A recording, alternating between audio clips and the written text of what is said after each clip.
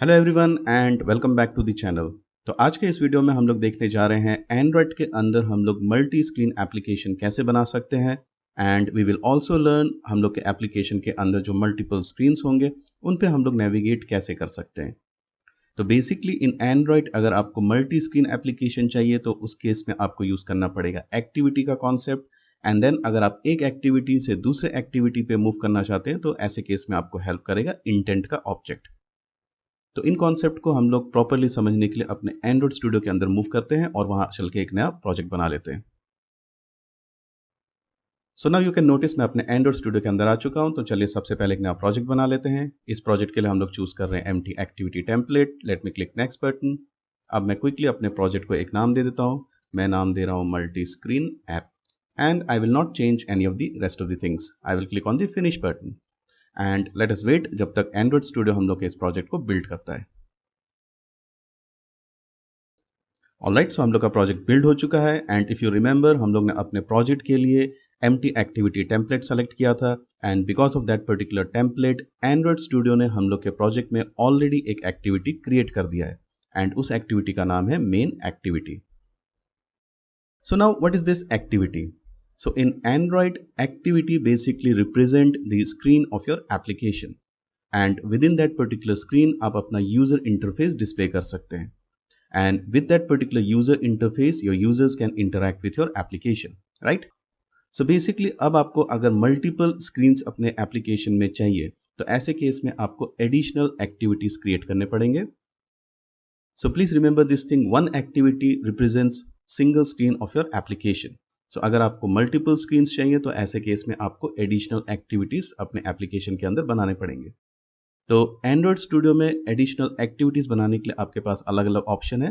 तो फिलहाल मैं अपने प्रोजेक्ट टैब पे मूव करता हूँ। प्रोजेक्ट टैब के अंदर आपको दिख रहा है मेरा पैकेज नेम। इस पैकेज नेम पे मैं सिंपली राइट क्लिक करूंगा, then I will go to new, then I will go to activity and inside this activity menu you will find there are different type of activities which we can create in our application. तो फिलहाल हम लोग यहाँ use करेंगे empty activity को। तो let me just click there. Now in this new window अब हम लोग का जो नया एक्टिविटी बनने जा रहा है इसके अंदर हम लोग अपने एक्टिविटी से रिलेटेड कुछ बेसिक इंफॉर्मेशन देने जा रहे हैं। लाइक हम लोग के एक्टिविटी का क्या नाम होगा। सो मैं यहाँ फिलहाल नाम देने जा रहा हूँ second activity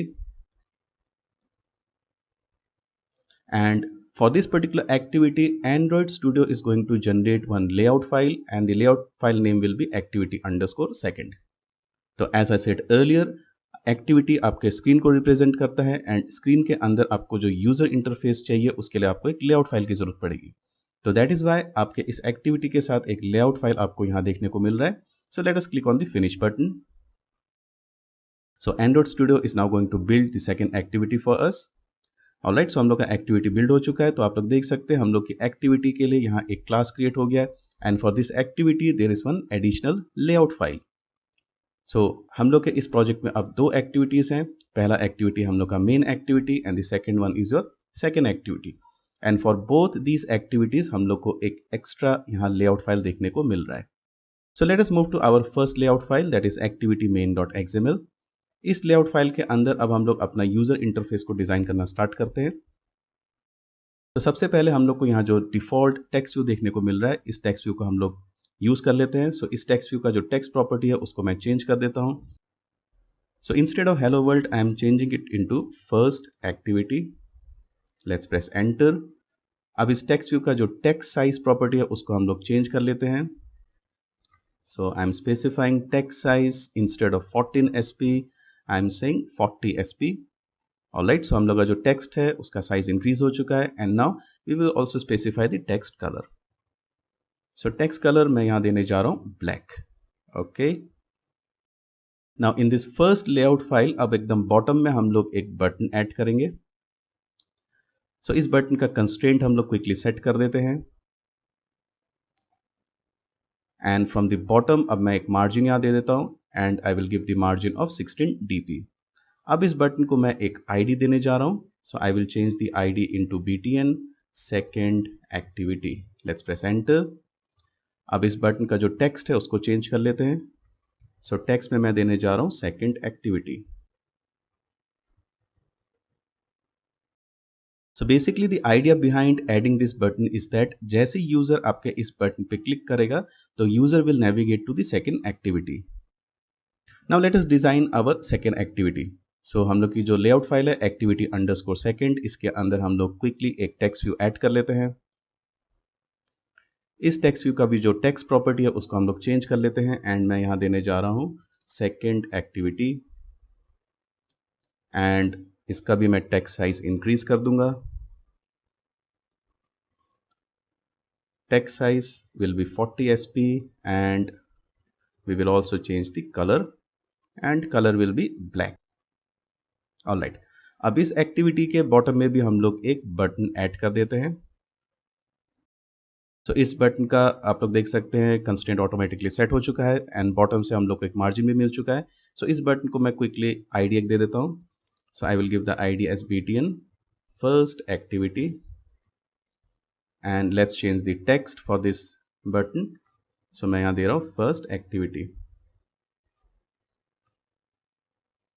alright, so just like in our first activity जो बटन था उसके थ्रू हम लोग सेकंड एक्टिविटी पे मूव कर रहे थे, likewise in second activity user जैसे ही इस बटन पे क्लिक करेगा तो we will move to the first activity. Alright, तो अब हम लोग अपनी एक्टिविटी फाइल्स के अंदर मूव करते हैं एंड वहां चल के अपने इस प्रोग्राम के लॉजिक को बिल्ड करते हैं. So let us go to main activity. So inside our main activity, inside this on create function, सबसे पहले हम लोग का जो बटन है उसका रेफरेंस हम लोग निकालते हैं. तो उसके लिए मैं सबसे पहले तो यहाँ एक वेरिएबल बना रहा हूँ जिसको मैं नाम दे रहा हूँ BTN सेकेंड एक्टिविटी. इस वेरिएबल के अंदर हम लोग के XML में जो बटन है उसका रेफरेंस निकाल के उसको हम लोग टाइपकास्ट करेंगे बटन ऑब्जेक्ट में एंड देन उस बटन ऑब्जेक्ट का रेफरेंस इस वेरिएबल के अंदर रखेंगे. तो if you remember previous video में हम लोग ने देखा था how to use find view by ID. So इसको मैं बटन का क्लास दे रहा हूँ and then I will specify r.id.btn second activity. Now with this button we will add one listener. So हम लोग का जो on click listener है that is for single press, उसको हम लोग यहाँ स्पेसिफाई करने जा रहे हैं. So इस listener के अंदर as I said earlier जैसे यूजर क्लिक करता है तो हम लोग यूजर को सेकेंड एक्टिविटी पे मूव कर देंगे. But to move your user to second activity आपको हेल्प लेना पड़ेगा इंटेंट का ऑब्जेक्ट का. तो हम लोग एक इंटेंट का ऑब्जेक्ट यहाँ बना लेते हैं. सो इंटेंट क्लास का कंस्ट्रक्टर, उसको हम लोग पास करेंगे पहले तो अपना कॉन्टेक्स्ट. तो मैं यहाँ दे रहा हूँ context this and then we will specify the class file of the second activity. तो हम लोग के केस में जो क्लास फाइल है उसका नाम है second activity :class.java.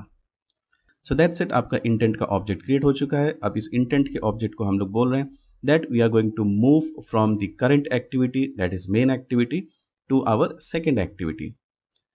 But to move to your second activity हम लोग एक फंक्शन को कॉल करेंगे that is start activity and इस फंक्शन को हम लोग पास कर देंगे अपने इंटेंट का object. That's it. So with the help of this particular line, now user can move from first activity to the second activity.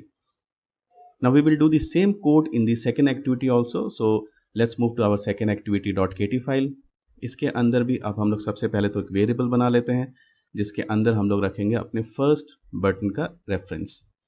So उसका reference निकालने के लिए once again find view by id, let's pass the button class and then let's specify the id of BTN first activity.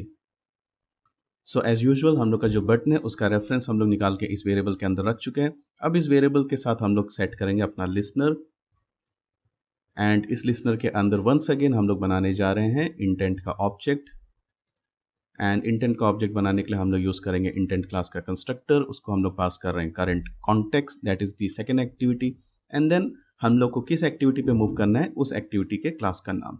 तो हम लोग के case में वो है main activity class.java and then once again we will call the start activity method और यहाँ हम लोग पास कर देंगे अपने इंटेंट का ऑब्जेक्ट. That's it. तो चलिए अब हम लोग अपने इस प्रोजेक्ट को क्विकली इम्यूलेटर के अंदर टेस्ट कर लेते हैं. So let me click on the run button.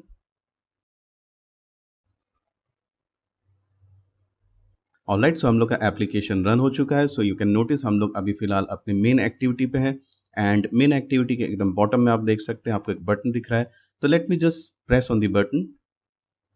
तो नाउ यू कैन नोटिस अब हम लोग मूव कर चुके हैं अपने सेकेंड एक्टिविटी पे and likewise in second activity also we have this particular button.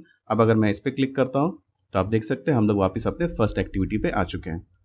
So basically with the help of activity class हम लोग अपने एप्लीकेशन में मल्टीपल स्क्रीन्स बना सकते हैं एंड उन मल्टीपल स्क्रीन्स पे नेविगेट करने के लिए हम लोग ने हेल्प लिया अपने इंटेंट के ऑब्जेक्ट का। तो ये बेसिकली आपका एक ट्रेडिशनल अप्रोच है मल्टी स्क्रीन एप्लीकेशन बनाने के लिए। But in modern day basically हम लोग जो आर्किटेक्चर फॉलो करते हैं वो है आपका सिंगल एक्टिविटी एप्लीकेशन। तो इस चीज़ को हम लोग आने वाले वीडियो में कवर करेंगे। बट आज के इस वीडियो में हम लोग ने देखा कि कैसे हम लोग मल्टी स्क्रीन एप्लीकेशन बना सकते हैं एंड कैसे हम लोग नेविगेट कर सकते हैं। सो आज के इस वीडियो के लिए फिलहाल हम लोग इतना ही रखते हैं एंड आई होप आप लोग को ये वीडियो पसंद आया होगा। So thank you very much to all of you for watching this video.